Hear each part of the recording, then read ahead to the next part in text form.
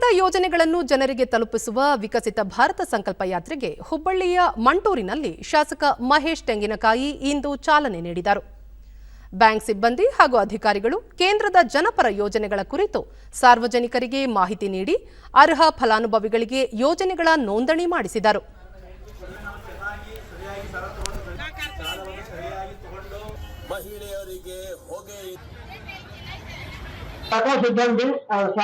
ವಿಕಸಿತ ಭಾರತ ಸಂಕಲ್ಪ ಯಾತ್ರೆ ದೂರದರ್ಶನದೊಂದಿಗೆ ಶಾಸಕ ಮಹೇಶ್ ತೆಂಗಿನಕಾಯಿ ಪ್ರಧಾನಿ ನರೇಂದ್ರ ಮೋದಿ ಅವರು ಜಾರಿಗೊಳಿಸಿರುವ ಜನೋಪಯೋಗಿ ಯೋಜನೆಗಳಿಂದ ದೇಶ ಅಭಿವೃದ್ಧಿ ಸಾಧಿಸಿದೆ. ವಿಕಸಿತ ಭಾರತ ಸಂಕಲ್ಪ ಯಾತ್ರೆಯ ಮೂಲಕ ಪ್ರತಿ ಹಳ್ಳಿಗಳಿಗೆ ತೆರಳಿ ಯೋಜನೆಗಳನ್ನು ತಲುಪಿಸುವ ಕಾರ್ಯ ಮಾಡಲಾಗುತ್ತಿದೆ ಎಂದು ತಿಳಿಸಿದರು.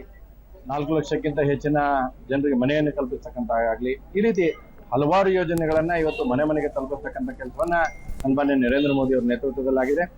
ಈ ಒಂದು ಇವತ್ತಿನ ಜಿಲ್ಲಾ ಮಾರ್ಗದರ್ಶಿ ಬ್ಯಾಂಕ್ನ ವ್ಯವಸ್ಥಾಪಕ ಪ್ರಭುದೇವ್ ಗ್ರಾಮೀಣ ಭಾಗದ ಪ್ರತಿಯೊಬ್ಬರಿಗೂ ಕೇಂದ್ರದ ಜನಪರ ಯೋಜನೆಗಳ ಕುರಿತು ಮಾಹಿತಿ ನೀಡುವುದರ ಜೊತೆಗೆ ನೋಂದಣಿ ಕಾರ್ಯಗಳನ್ನು ಸಹ ಮಾಡಲಾಗುತ್ತಿದೆ ಎಂದರು.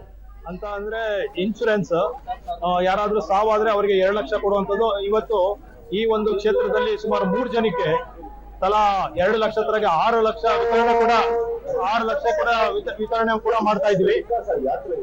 ಜನತೆಗೆ ಬ್ಯಾಂಕ್ ಸವಲತ್ತುಗಳ ಬಗ್ಗೆ ಆರ್ಥಿಕ ಸಾಕ್ಷರತಾ ಕೇಂದ್ರದ ಅಧಿಕಾರಿ ಈಶ್ವರಪ್ಪ ಗುಳಗಣ್ಣ ಕೇಂದ್ರದ ಜನಪರ ಯೋಜನೆಗಳ ಪ್ರಯೋಜನವನ್ನು ಪ್ರತಿಯೊಬ್ಬರಿಗೂ ತಲುಪಿಸುವ ಉದ್ದೇಶದಿಂದ ಮನೆ ಮನೆಗೆ ತೆರಳಿ ಅರಿವು ಮೂಡಿಸಲಾಗುತ್ತಿದೆ ಎಂದು ಹೇಳಿದರು. ಇನ್ಶೂರೆನ್ಸ್ ಸ್ಕೀಮ್ಗಳಂತ ಪ್ರಧಾನಮಂತ್ರಿ ಸುರಕ್ಷಾ ಬಿಮಾ ಯೋಜನೆ 20 ರೂಪಾಯಿ ಇದ್ದು, ಅದೇ ತರನಾಗಿ ಪ್ರಧಾನಮಂತ್ರಿ ಜೀವನ್ ಜ್ಯೋತಿ ಬಿಮಾ ಯೋಜನೆ 430 ರೂಪಾಯಿ ಇದ್ದು, ಸರಿಯಾಗಿ ತಿಳಿಸಿ ಅದನ್ನ ಸರಿಯಾಗಿ ಮಾಡಿಕೊಳ್ಳಿಕ್ಕೆ ಜನತೆಗೆ ಕಾಂಪ್ಲೇಂಟ್ ಮುಖಾಂತರ ತಿಳಿಸಿ ಹೇಳಿ ಮಾಡಿಕೊಡ್ತೇವೆ.